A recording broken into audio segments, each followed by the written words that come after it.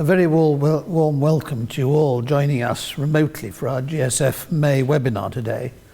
The talk we're having, the conversation we're having, is entitled The United Kingdom and Jordan After 100 Years, Reflections on Past and Future Challenges. So it's quite a broad title, which I hope will cover all the matters of interest we need to talk about this morning. Very warm welcome too to our panel, whom I'll introduce to you in a moment. It's a very timely opportunity to discuss Jordan.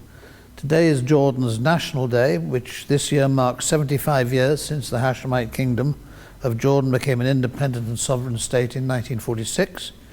And as the title of the events reflects, the 11th of April marked the centenary of the creation of the Emirate of Transjordan under Abdullah in 1921. So 2021 is a year of very significant anniversaries for Jordan, and of course for the United Kingdom's relations with Jordan as well. Just some points before we begin. Today's event is a view-only one, but I hope to be able to take some live questions.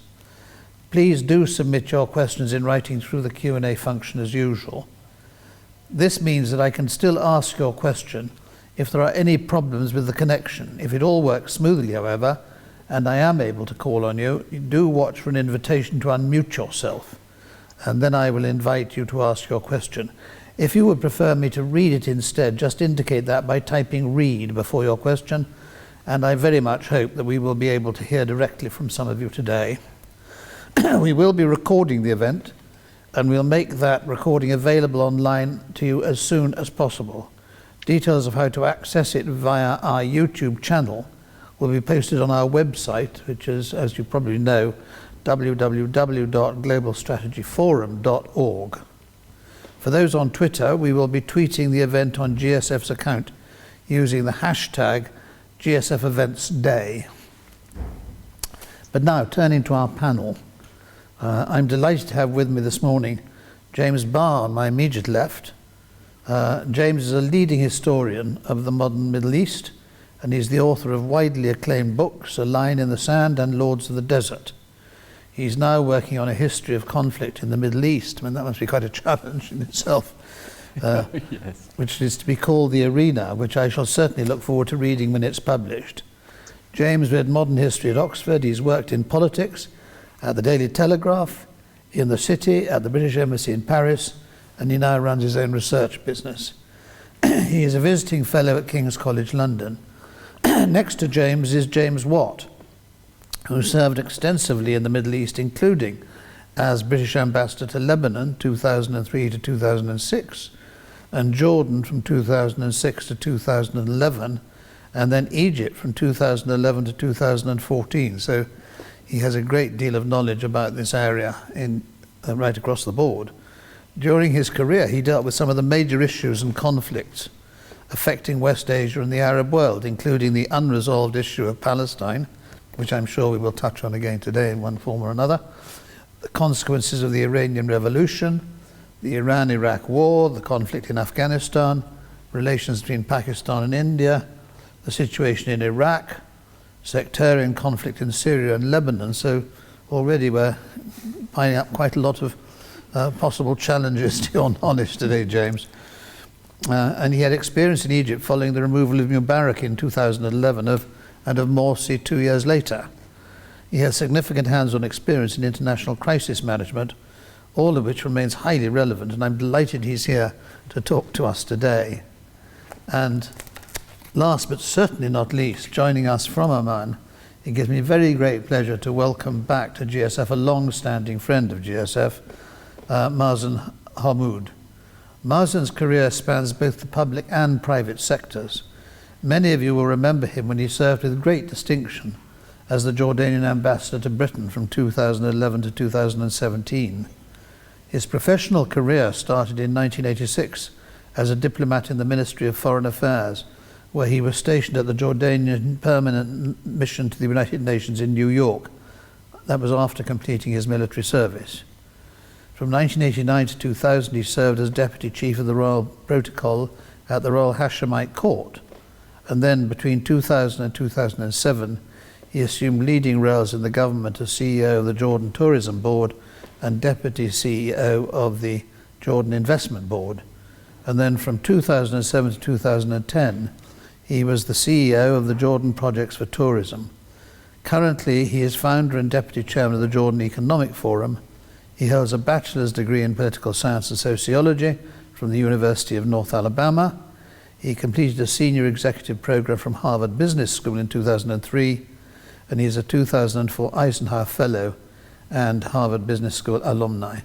Mazen, thank you so much for joining us today, particularly on Jordan National Day, when I'm sure you've got other much more pleasurable things to enjoy today. I'm going to ask each of our panelists to talk to us for opening 6 or 7 minutes. I'm going to start with Mazen, then James Barr, and then finally James Watt. After the opening presentations, we will have a roundtable conversation, and I will take as many of your questions as possible, and I hope we have an interesting session. I should add that I've been Vice President of the Anglo-Jordanian Society since 2016. Jordan is a country very, very close to my heart, and I'm looking forward to visiting again as soon as it's possible for me to do so. Jordan's stability and what happens there has great implications for the broader Middle East region, which I hope we will discuss today. And as Jordan now enters its 2nd century, I'm very pleased to be hosting this event to look back at the country's history over the past 100 years, to consider the United Kingdom-Jordan relations, and then now to look forward to Jordan's future. Without further ado, I'm going to start asking our panel to let them know of their views. Mazen, can I start with you? Yes, with pleasure. Thank you. Thank you. My lords, your excellencies, ladies and gentlemen, please allow me in the beginning to express my sincere condolences on the passing away of the Duke of Edinburgh, His Royal Highness Prince Philip. Also at this point, I wish to express pride in the warm and historic relations that exist between our two royal families that spans over a century, and until today between His Majesty the King and Her Majesty the Queen. This year, Jordan celebrates its centennial. In 1921, the Emir Abdullah, second son to the Grand Sharif of Mecca, Hussein bin Ali, declared the foundation of the Emirate of Transjordan. On May 25th, 1946, exactly 75 years ago today, Jordan declared its independence as the Hashemite Kingdom of Jordan, with King Abdullah I at its throne. The strong and deep-rooted relationship between Jordan and Britain can be traced many years before the formation of the Emirate. So even though we celebrate our centennial now, the relationship with Britain can be traced many years before that, and even before the unleash of the Great Arab Revolt or the Arab Renaissance of 1916. For various reasons that do not lay within our topic of discussion today, the Great Arab Revolt achieved only part of the converged Hashemite and British intended goals, which was the liberation of Arabia from Ottoman backward and oppressive rule. Transjordan, when established in 1921, remained under British mandate. It provided the newly formed state with institution building both on the civilian and military levels, and helped protect its stability and geographical integrity until its full independence in 1946. The strong military relationship, however, continued until the Arabization of the army in 1956, when the Arab army took place of the Arab Legion. 100 years on, Jordanians are proud of the Hashemite heritage, which espouses the most noble morals and ethics of their honorable ancestry. With meager resources, even barely enough water, Jordan, within 25 years after its independence, had become a beacon of education and medical services in the region. Its university graduates were the most sought after in the region. It had and continues to this day to provide shelter and refuge to everyone seeking a better and more secure life. When Jordanians stand in line today to receive their vaccine jabs, we stand in line with every nationality and refugee living here. How can that not be when the Hashemite Kingdom is the home of the Amman message that clarified beyond any doubt the values of compassion, mercy, respect for others, tolerance, and freedom of belief that represent the principles that define good Muslim individuals and communities. Jordan is also home of the common word, which the Archbishop of Canterbury described as a landmark in Muslim-Christian relations. The Hashemite Kingdom leads today in the fight against extremism and terrorism in international fora, and through the Aqaba process, which is personally led by His Majesty the King. But religious tolerance and acceptance are not new. The Times of London reported on December 12, 1918, just a year after the Balfour Declaration, that the Emir Faisal, third son of the Sharif of Mecca and brother to King Abdullah I, said in an interview in London, "The two main branches of Semitic family, Arabs and Jews, understand one another, and I hope that as a result of interchange of ideas and peace conference, which will be guided by ideals of self-determination and nationality, each nation will make definite progress towards the realization of its aspirations. Arabs are not jealous of Zionist Jews and intend to give them fair play, and the Zionist Jews have assured the nationalist Arabs of their intention to see that they too have fair play in the respective areas." End quote. Those are the same values that the Hashemites inherited from their noble forefathers and maintain up until this day. Those are the values that make up Jordan today. Which also takes us to the present day. Charles Moore, in his book on Margaret Thatcher, so well described the coordination between the Prime Minister and King Hussein in convincing the Reagan administration on the concept of land for peace. Another illustration of the close and credible relationship our two countries enjoy, and yet another example of acceptance. A similar concept was later declared in the Arab Peace Initiative of 2002 that called for the establishment of a fully independent Palestinian state with the borders of June 4th, 1967, with East Jerusalem as its capital, living side by side and in peace with Israel. King Abdullah II of Jordan has declared time and again that this region and beyond will never witness peace and stability without addressing this issue, no matter what. The recent side events in Gaza and the West Bank are witness to this, and we must not believe that the recent ceasefire declared in Gaza and Israel heralds everlasting peace. Nothing has changed, not the Hashemite high morals of acceptance, nor the Israeli continued inflexibility. The only change this round witnessed is a worldwide increase in solidarity and compassion towards the Palestinian cause. Jan Morris, who I had the special pleasure of visiting at her cottage not far from where Lord George is buried in North Wales, so well narrated what Jerusalem means to the Hashemites when she describes a conversation between King Abdullah I and Sir John Glubb in her 1959 book, The Hashemite Kings. And today, as custodian of the Muslim and Christian holy sites in Jerusalem, King Abdullah continues in the path of his forefathers in leading Jordan in every effort to safeguard the sanctity of those sites.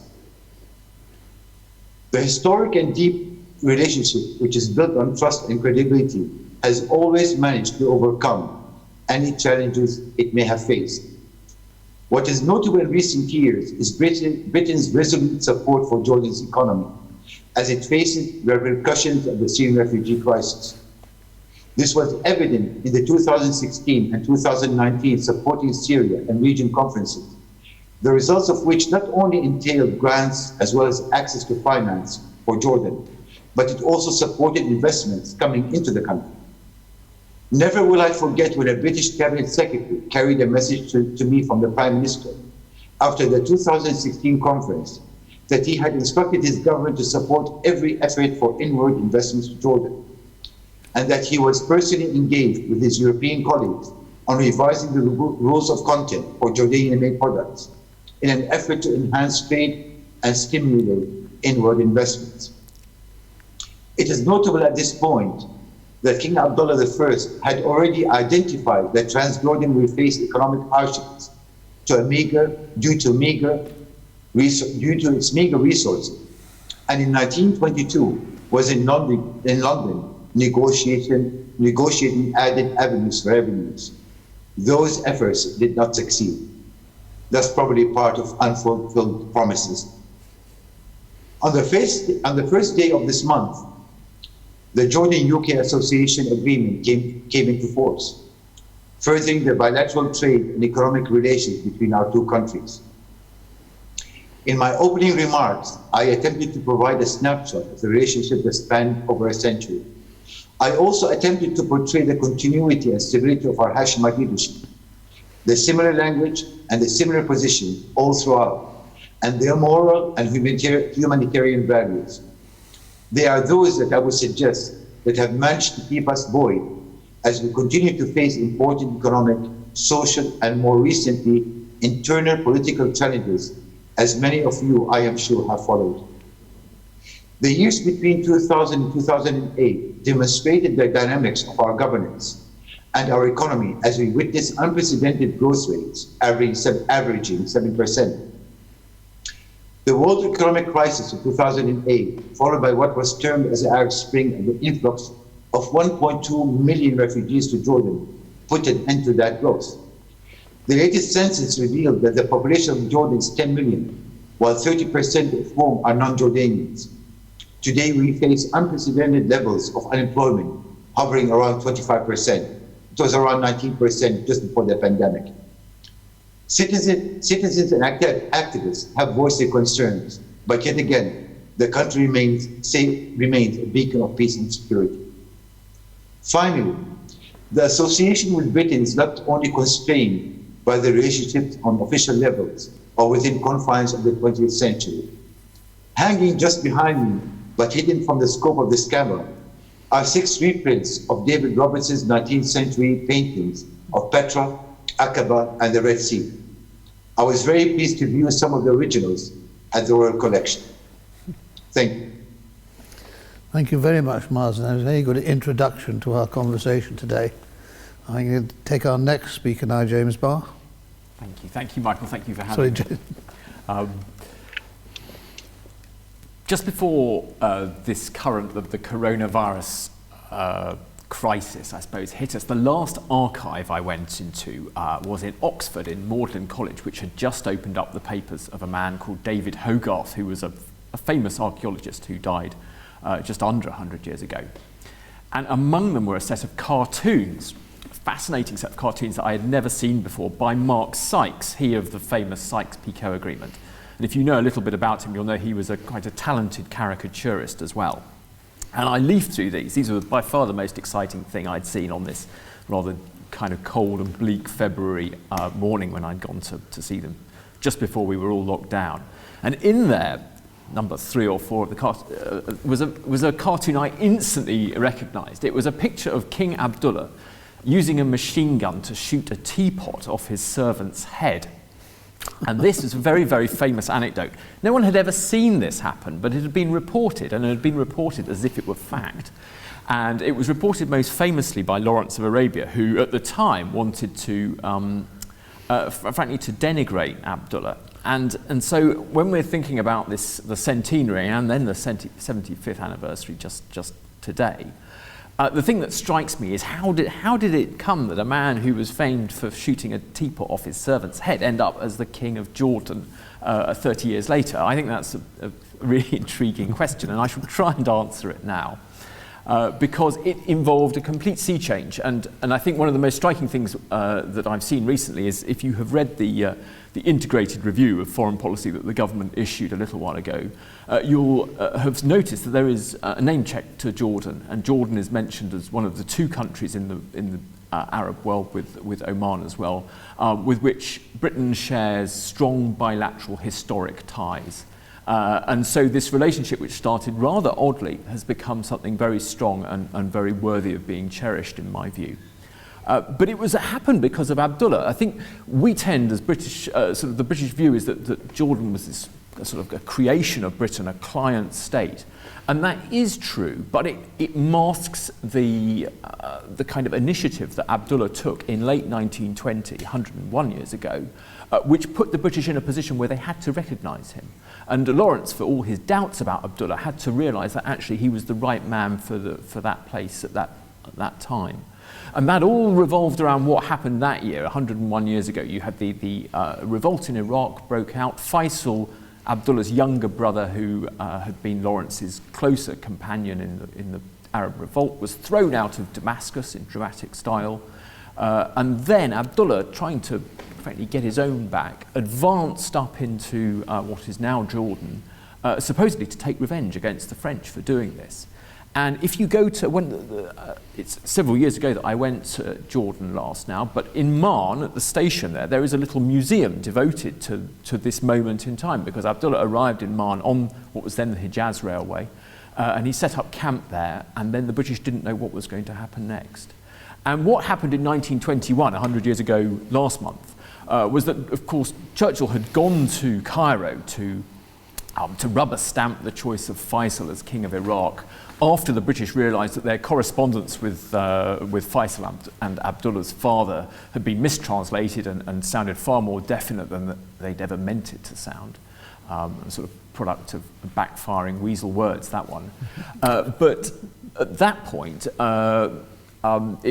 Churchill had done that job and then went on to Jerusalem, and that was his first ever trip to Palestine. And he was very struck by what he saw, and of course it was at that point that he met Abdullah, and at that point that they agreed that Abdullah would have a 6-month tenure initially, just a very short stay. And Lawrence himself described this as a farce. The whole point was it was just to paper over the period whilst the British got Faisal on the throne in Iraq, which was a far more assertive move on their part. But they knew they couldn't stop Abdullah. They had to try to stop him, and they had to do that with offering him some money and try to keep him in place so that he didn't upset the French, because they knew that the French were the people who could destroy their plan in Iraq. So this was all huge wheeler dealing. But it comes across now, it's easy to see it as something where the British were in charge, when in fact it was Abdullah who took the initiative. And that is very, very important to understand how that really was at that time 100 years ago, because it created a relationship which I think is much more complicated than, it's not simply an imperial client-state relationship. It was far, far more give and take. The British officials who were involved in Jordan at that time had huge affection for Abdullah and his men, and for the people, and you really saw that in the way that relationship built over time. What that did was, I suppose from my point of view, and my historical knowledge really is from before 67, so I want to focus on that, but there's 2 points. There's that point in the 1920s that really, really mattered. And then there's the point in the 50s when the British relationship became, frankly, a millstone for Jordan. It was the point of maximum danger for the Anglo-Jordanian relationship, but we managed to get through it sort of unscathed. But it was very, very difficult because, of course, Abdullah, in managing to navigate the creation of Israel in 1948 and having done a deal with the Jewish Agency a couple of years before, then created the conditions in which large numbers of Palestinians arrived in Jordanian territory. And then over the late 40s and the early 50s, that became very, very difficult because those Palestinians did not share his and other Jordanians' views of the advantages of a relationship with Britain. In fact, they were very hostile to the British, and that was something that Nasser exploited very, very powerfully during that time. At a time when the British at that point did rather proprietorily talk about Mr. Bevin's little king in a rather dismissive way of Abdullah shortly before he died, and were very much encouraging Abdullah's broader regional ambitions, or at least the local men on the spot were. But the government was more cautious, and of course then what happened was that Hussein, when he became king, needed to do something, and the thing that he did, which Mazen sort of talked about with the Arabization of the army, was the key move that saved the relationship in the 50s, because having been subjected to this torrent of anti-British propaganda during the early 50s, Hussein took the move in March 1956. I only saw this as I was doing my homework for this. I hadn't appreciated that John Glubb, who was the commander of the Arab Legion, his contract was due to expire at the end of March 1956 anyhow. I didn't know this, and I assume it's true. But Hussein took the very clever and masterful sort of PR move of sacking him on the 1st of March, therefore looking like the man in charge of the situation rather than just letting his contract expire. And of course that was awkward, but Glubb himself knew exactly why it had been done, and it made him clearly master of his own destiny. And that was a crucial move. For a while it caused red faces here in London and sort of general failure to understand why it had happened and where things were going, but very quickly that calmed down. And of course the following year, in 1957, then there was the counter-coup, and then in 1958 there were British soldiers there again to help when it was useful, when it looked as if the future of Jordan was at stake again. So it's been, just to wrap up, it's been a very good relationship, a very strong relationship, not always a relationship without moments of difficulty, like any good friendship, I think. It's lasted 100 years. I hope it lasts many hundred more. Thank you very much indeed. Now to our final speaker before we open up, James Watt. Thank you, Michael. I'd like to pick up from what both Mazen and James have said, starting with the trust and affection that Jordan has been held in by not just the British political leadership, but I think there's wider circles, including influential people in politics, in Parliament and so on, who know Jordan, understand it, and have always supported it. And I'd like to also endorse what James just said about the important moment when, in the 1950s, with the rise of Arab nationalism, when the link with Britain was a real liability and a danger for the new Hashemite kingdom. And I think you're quite right, King Hussein overcame it very successfully, and John Glubb perfectly understood why he had been sacked as he had been.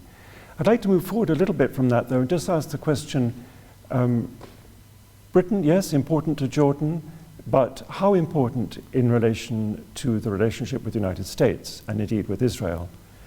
From the 1950s onwards, it was quite clear that Britain did not have the financial resources capable of really assisting the young Jordanian kingdom, Hashemite kingdom as it needed.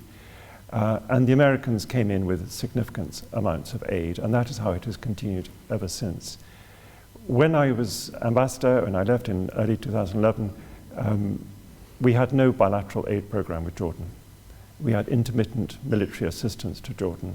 It was rather shocking for those of us who knew how important Jordan was and remains to our strategic interests in the region. But those were the days when to be a moderately developing country like Jordan, middle income developing country, you simply didn't qualify for British development aid. That has changed, of course, as Mazen said, 2015, when a program was announced of, I think, 300 million pounds of civilian aid over 5 years. That was upped in 2019 by Theresa May to 650 million pounds over 5 years. And that's just the civilian side, looking at promoting the economy, investment, etc. It doesn't disclose, and I don't think the figures have ever been disclosed, just how much military aid has been made available to Jordan, or indeed the benefits that Jordan gets from Britain's aid to the Syrian and other refugees in Jordan, particularly from 2011 onwards. So I think there's been a huge change in the last 10 years. Britain has really contributed significant amounts of its aid budget to Jordan, and that will continue. It's still not very big compared to what the Americans do, but it's quite important. I'd like to ask also, what is the importance of Britain's relationship in the key relationship with Israel, particularly in the crucial event, you could call it the great political success of King Hussein's reign, which was the peace treaty in 1994. There's no doubt that the secret meetings which happened in London continuously in the period leading up to that, I mean, there's a reference in Avi Shleim's book to King Hussein and Rabin having first met in 1974, almost certainly here in London. And that secret, very discreet contact was enabled by the British. It couldn't have happened in Washington, where everything leaks and where there's a very kind of militant set of agendas among supporters of Israel in America, sometimes rather like the British supporting moderate and wise and statesman-like policies towards Jordan, and others supporting reckless policies based on religious doctrine towards Jordan, which really don't take any account of the need to keep Jordan stable, happy, and prosperous, and in place as a stabilizing element in the region. So I'd like, if we'd like to come back to later in the conversation, any of those themes, Britain's relationship as compared to America's relationship with Jordan, and indeed the key role that Britain played, I think, in creating the groundwork and the trust, and then the later success for the 1994 peace treaty. Thank you very much indeed. We've got a very broad perspective from our three speakers today. I'm very grateful for that. Can I just, on my own behalf, just ask one question? The recent problems we had in the Middle East leading up to the ceasefire, thank goodness, which was announced 2 days ago, really seemed to have energized the Palestinian cause right across the region. And it struck me all the way through that Palestinians are settled in various parts of that region, and a very large proportion of those we've heard today are in Jordan. How much does it destabilize Jordan to see something happening like we saw happening last week? Mazen, can you give us a sort of perspective from Jordan on that? Yes, with pleasure. Yes, with pleasure. Palestinians, the majority of Palestinians in Jordan, how would I explain to you?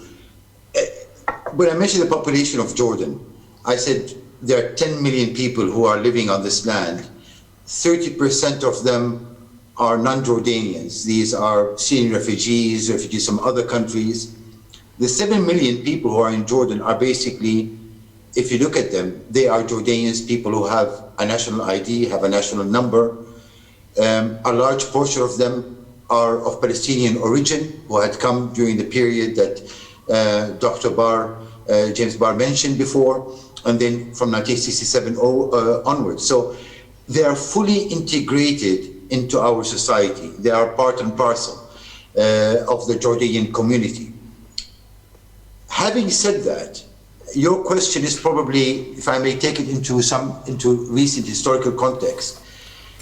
When the alarm bells start ringing, it's when, like Israel recently, when they started talking about, during the Trump administration, about taking over the land in the West Bank in certain areas, and that will definitely making it part of Israel proper, and that is when you start.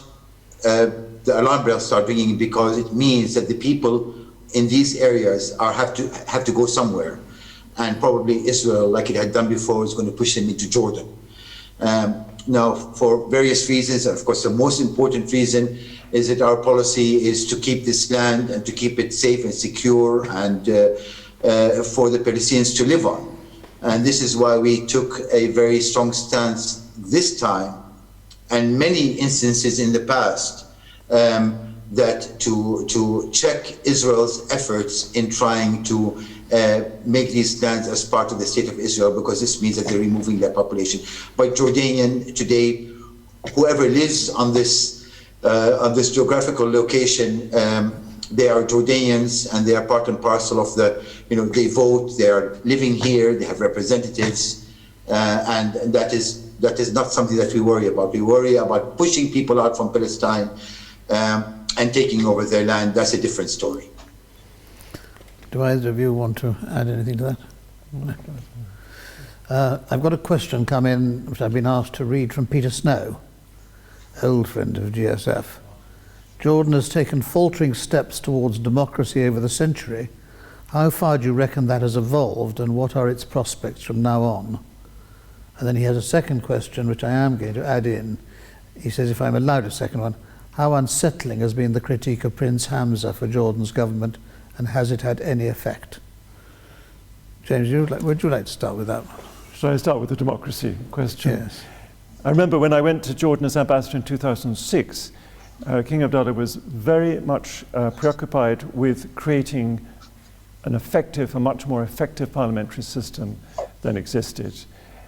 He very much hoped to create the kind of multi-party liberal type democracy, or at least highly representative democracy that we would have, for example, in this country.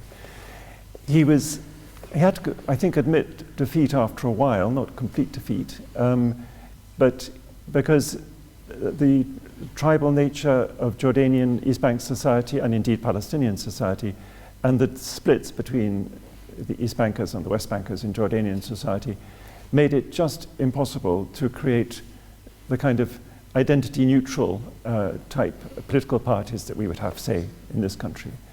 But I was very struck at the time just how convinced he was that this was essential to the modernization of Jordan, to its stability, to its prosperity as a stable, creative, tolerant, pluralistic state.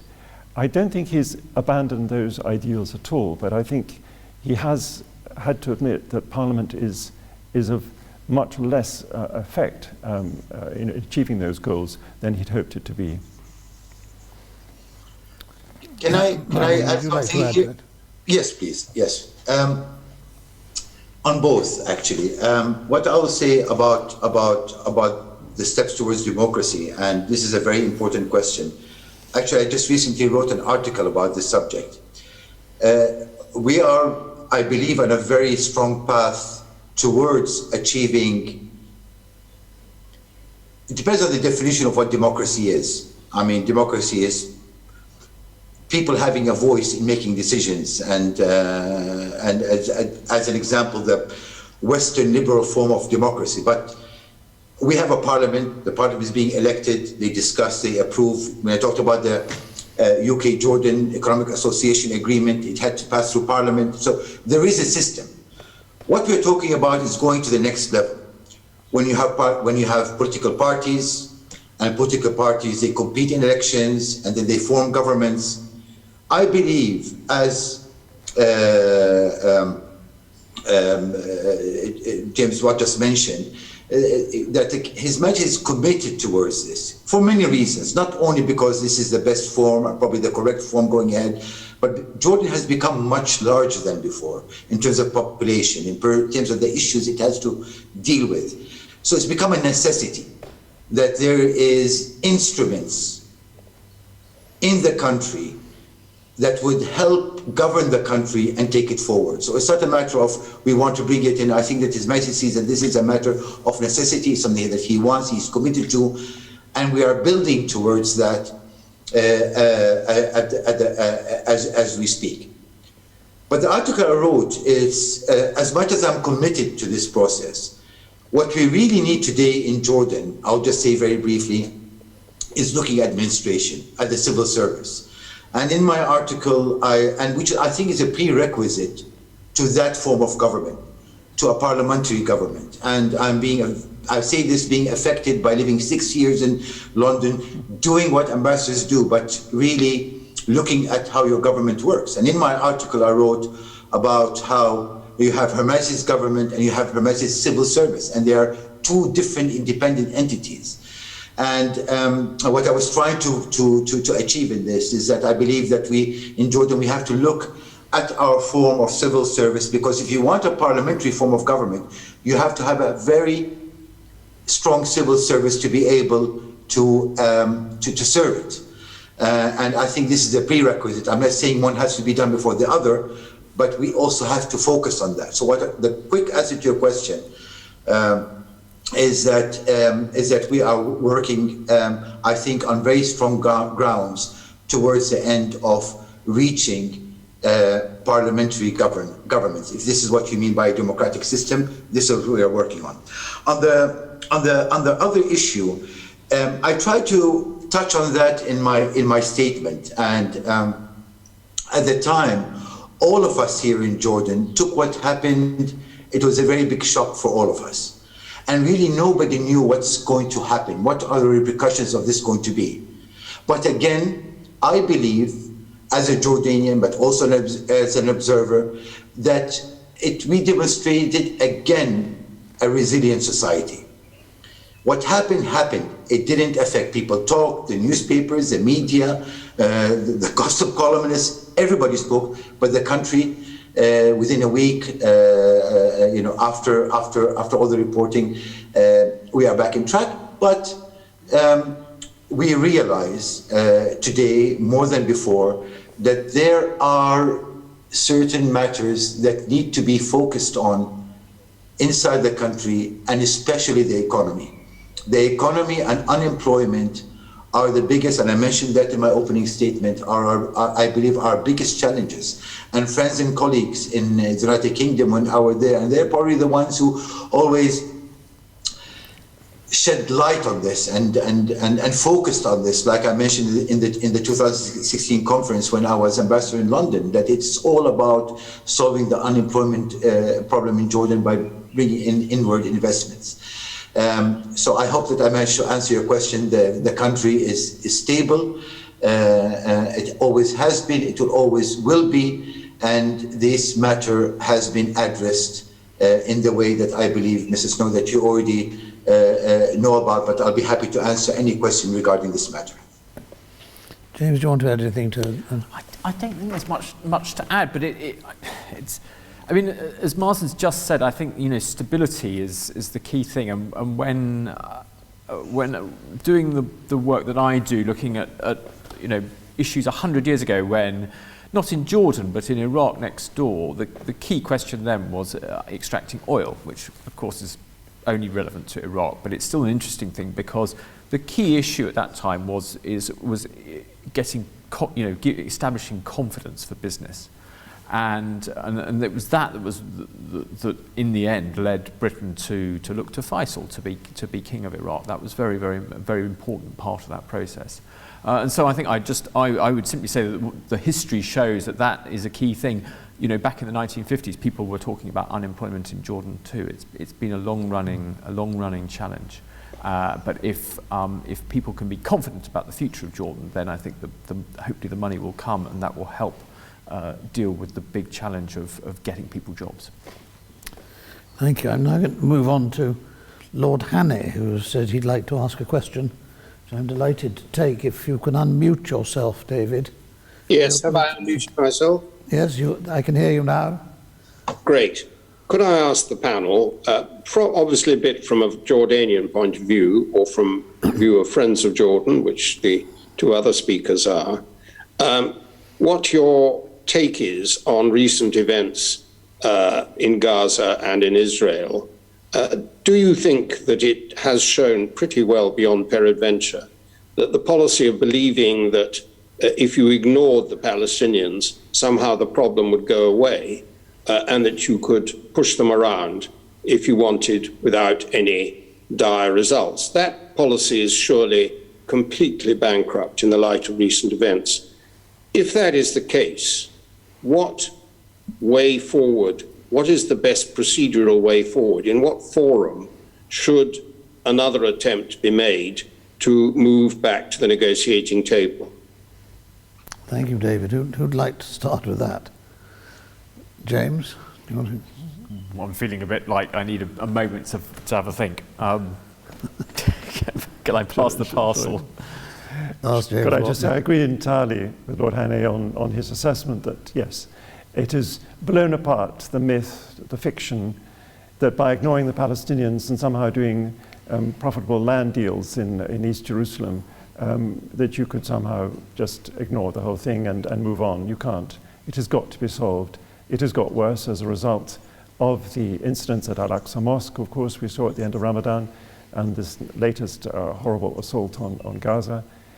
As we've seen that Arabs of Israeli nationality have come out in the streets, quite violently in some cases, which is a shock to everybody. It's something nobody wants to see, but it's the inevitable consequence of living in a delusion that you can somehow just continue to ignore this. As for how to go from here, I'm slightly against trying to create mechanisms for international negotiation or fora or whatever. I do think this is a problem which has got to be resolved inside Israel itself by its own processes, through its own discussion. There are many lively voices in Israel which come up with some very good ideas, and some which come up with ideas I don't agree with. But the point is that they have got to work out for themselves and then affect their own internal politics and their own composition of government and of leadership to actually lead Israel decisively towards a solution. I don't think any amount of holding the ring by others is going to substitute for that. Mazen, I leave this $64,000 question to you finally, but can I just add to it that you know from the past that I've always argued that dialogue is absolutely essential in trying to achieve conflict resolution. Do you think there should be more dialogue between the Palestinians and the Israelis at the moment? Definitely, Michael. Definitely dialogue. And as Jordanians, we have always called for dialogue, and we have always tried to create the conditions for a dialogue. I mean, just before the incidences of Ramadan, if you notice our foreign policy at that time and our engagement was all building, and after the election of Mr. Biden, it was all building the grounds and the environment to be able to go back to the negotiating table. So definitely, it's through dialogue that we can achieve. But perhaps Lord Haney's question, I could also address what James Watt mentioned before. And I just want to go back a little bit to the John Kerry mission during the Obama administration. And I was always under the impression and convinced that Britain had a very important role at that time to support the American administration in taking that step and going back to negotiations between the Israelis and the Palestinians under the auspices of the United States of America.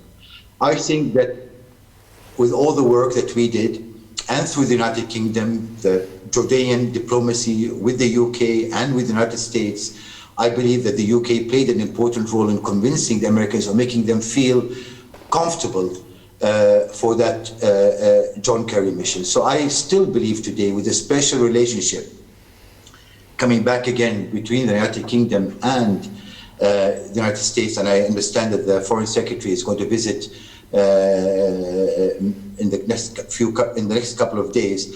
I believe that there is a lot of margin today that the British can play in convincing the Americans that this is the time, because as you mentioned, Lord Haney, the press conference today, they're talking about the rebuilding of Gaza. They're talking about material issues again. And this, basically, it's diverting from the core issue, which us in Jordan, His Majesty the King, and what you just mentioned just now yourself, that if you don't talk about the core issues, this peace is not going to be on stable ground. It's not a matter of rebuilding Gaza.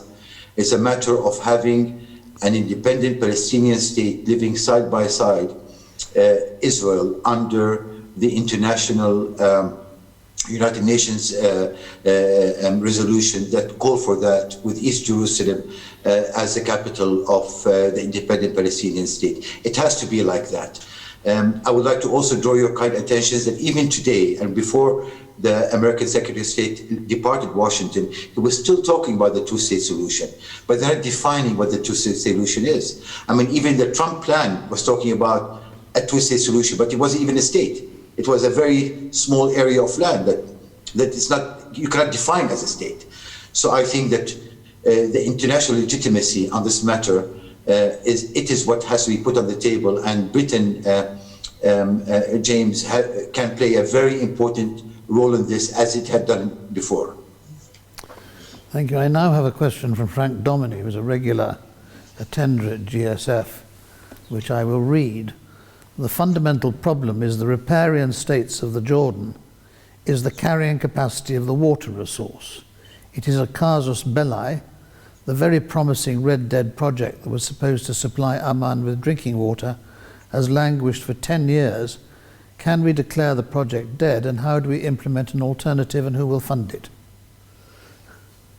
James, let's start with you again. That's a hugely technical question, and I don't actually know enough about the project to say much about it. But what I would say is that, coming back to what you were in your kind introduction, Michael, about the next book I'm writing, I am trying to go right back into deep history to sort of 700 BC or so and up to the present day, looking at why particularly outside states come in and fight in this part of the world. Not all the time, but frequently enough that it's striking. One of the really, really interesting things that I've started to look at, and here's a sneak preview, is about volcanoes.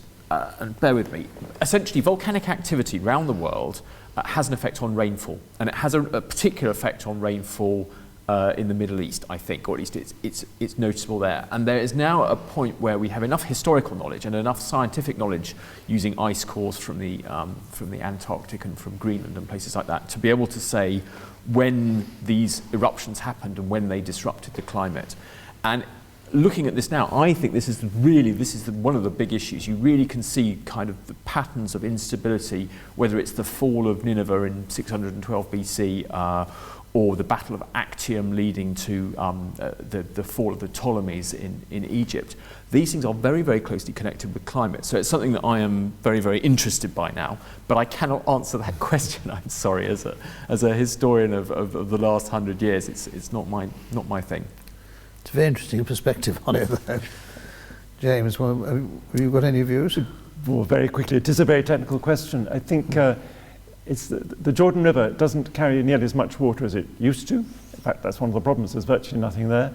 The water that comes into it tends to be highly polluted.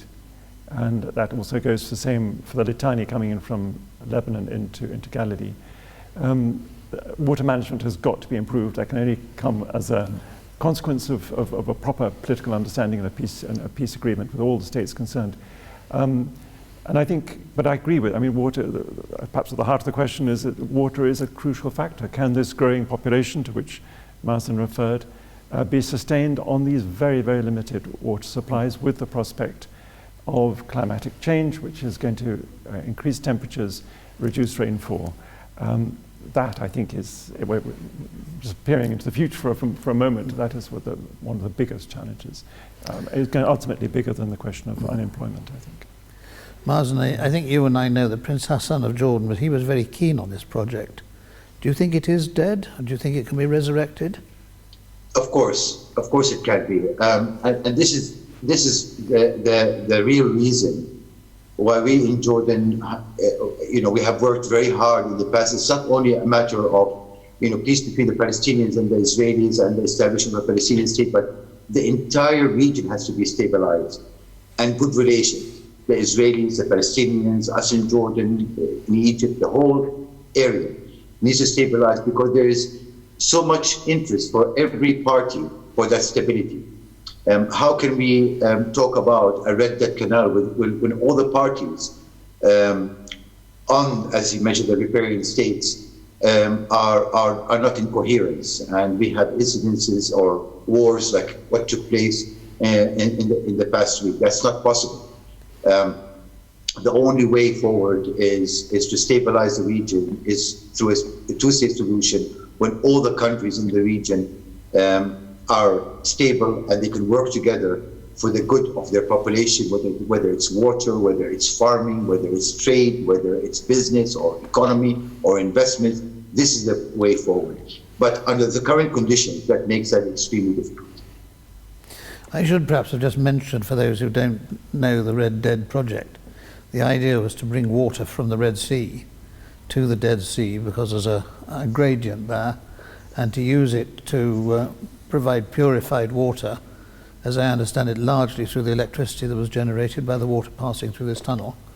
Mm-hmm. It would cost vast amounts of money, but it does seem to me that if it could be done, it solves a number of problems.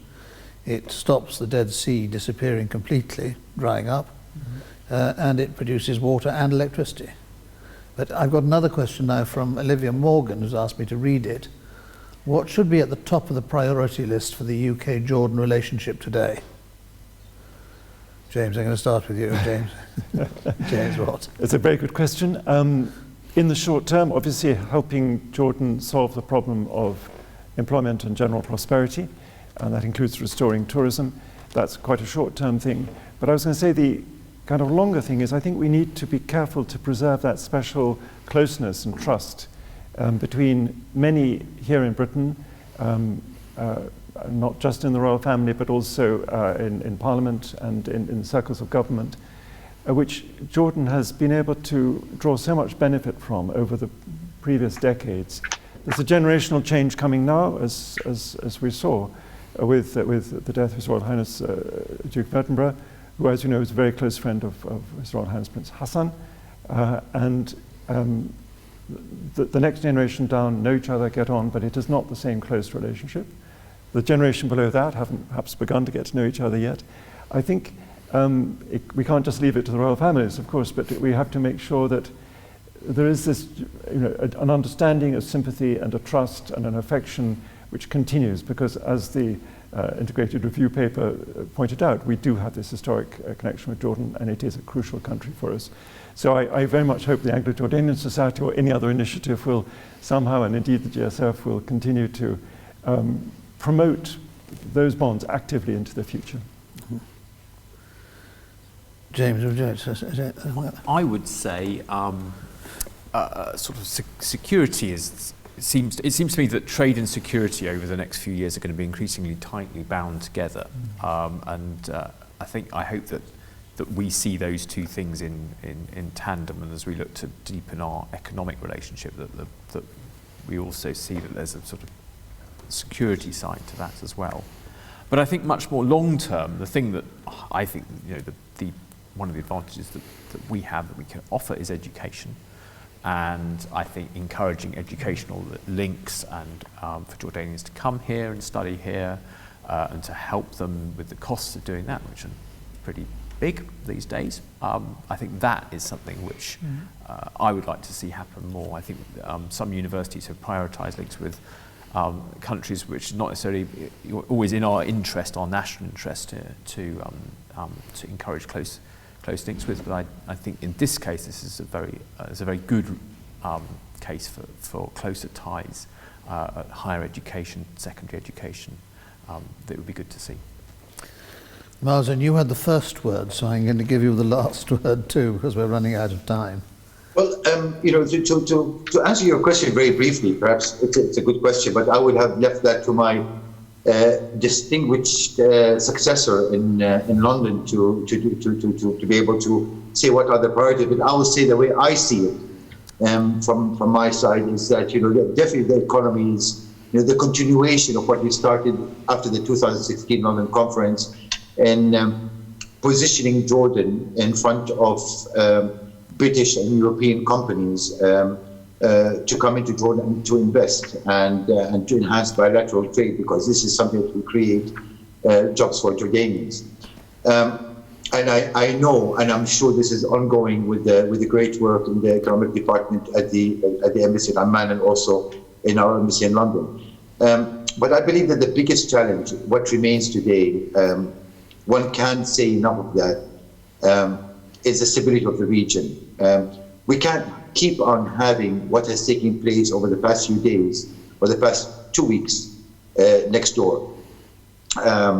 This is just our lives cannot continue having similar incidents every few years. And I believe that the British, when I started my opening statements, I described in the best way I can the historic relationship with Jordan, but I took only that because this was the title. But British influence and British knowledge in this area is very deep, and Britain's influence in the world and with the United States, I believe, can play an extremely important role and should be utilized to try to push for a negotiated settlement based on international legitimacy between the Palestinians and the Israelis. I do understand the voices today that are calling that this is something that has to be done directly between them. When you have wars between people and rockets being fired and people being killed in 200 and 300 in numbers, you can't expect these people to sit down on one table and to find a solution.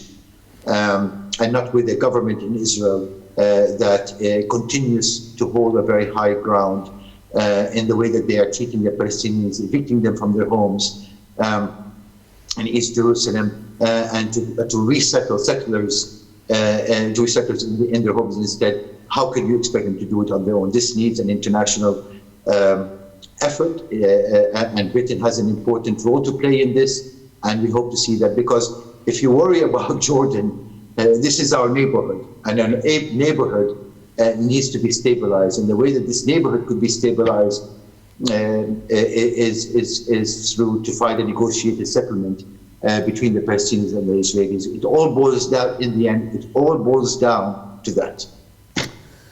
Thank you very much indeed. And time has caught up with us. We were ending on the precise last minute of the hour, so we've done very well. But thank you to all our panel today. I think we had a very interesting hour, lively hour. There's many, many more to come on Jordan, I suspect, in the years ahead. But I'm very grateful to you all, particularly Mazen, for being here this morning. Thank you very much indeed.